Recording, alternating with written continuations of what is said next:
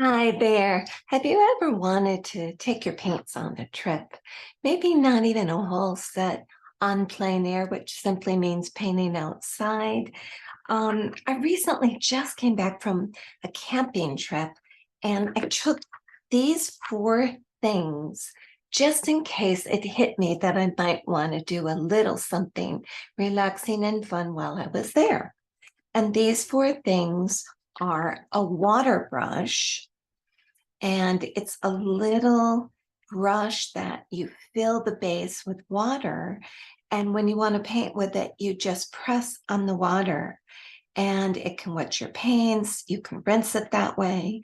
You also need, of course, your trusty paper towel. In fact, this is from the trip. And in this case, I took just a cute little journal with watercolor paper. And this one, by the way, I really like it. It comes in a variety of sizes. I wanted to get this smallish one. It's called Reflections, but it's an X. Reflect. Let's see if I can show you reflections. There's a little bit of a reflection of it. So I painted just a couple of paintings. It's nice, 140-pound cold press. And it's nice because you can just kind of play around. And I wanted to paint a little something with you too. So this little kit here, I can't remember where in the world I got it, but the paint seems very nice, very adequate. Looks like it's hand poured from somebody in these small little containers. So let me show you how this works. So I'm taking my little water brush, and let's say that I want to paint a couple of roses. How's that? So I'm going into my little violet color, and I'm just starting out with the center. And if you're like me, and by the way, I did a short little tutorial on YouTube on roses. So if you do want to see that, feel free to pop on over there and I'll show you my style of how I make them. So as I do roses, I always get looser and more watery. So here I am putting my brush down flatter and just running it around because now I'm getting further into the flower. So it's a good one to experiment with because this way you can see you really can get lighter and darker even with this. I'm going to a darker purple just to put in a couple of shadowy kind of spots here and there. I don't know if this looks like a rose or a carnation or what, but considering it's just one little water brush, and yes, of course, you can get them at Amazon or any other place that sells. Now, I can keep brushing with this. If I want to, I can rinse it fully by just pressing down on the belly of the water. It's so crazy how long this water lasts. I put this water in here probably 20 paintings ago, and what is about half full because it's wider down here. So I'm going to go ahead and do a red rose. And again, I'm loading up my brush. First, I made sure my brush was damp enough to put into the paint.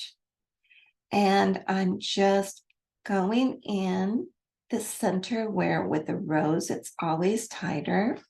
I'm going to wipe off excess. And now I'm going to get it lighter as I go around. Since it's only one size, I certainly can't get all of the same effects I can get if I have a variety. But it's amazing how much you can do with just one brush in this tiny little journal. And I'm just tapping a few more roses in. And maybe I'll make them a little lighter here. I can even just squeeze water and just kind of soften the whole look up. And there's my second rose. So it's just a fun thing to do. If I want to get into some leaves, and why not a second? I certainly can do a couple of these fun little petals. Now, I'm not going to paint as if it were a full-on painting, even a small full-on paintings.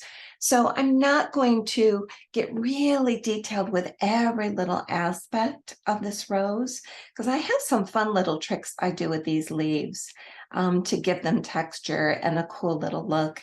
And we won't get into that right now, since this is all about just using a small little book and this small little brush. I'll be honest with you, I painted some pretty beautiful things with this little teeny brush. It's even surprised me how well it came out.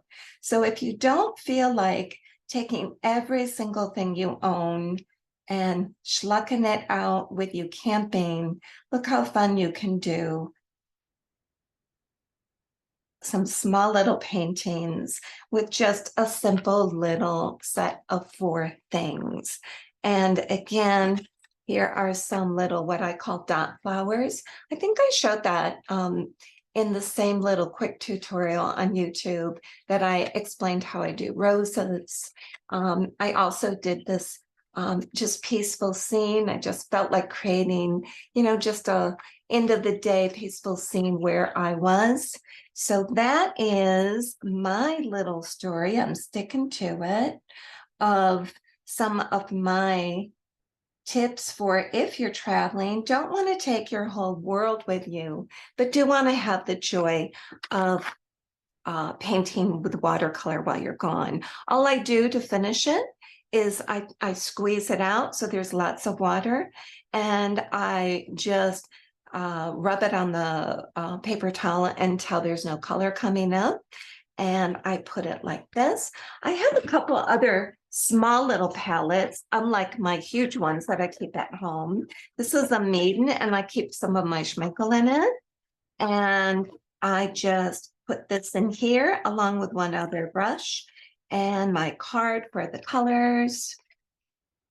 I poured some in these little squares, magnetic squares, my card for the colors, put in that, and I am good to go. And I can just take this with me, and with these 2 things, or like I said, with these 2, but then I have to take the watercolor, the water brush out of the tin. But those 4 things are all you need. I hope that was helpful to you, and that you'll just take your painting wherever you go, right? All right, take care.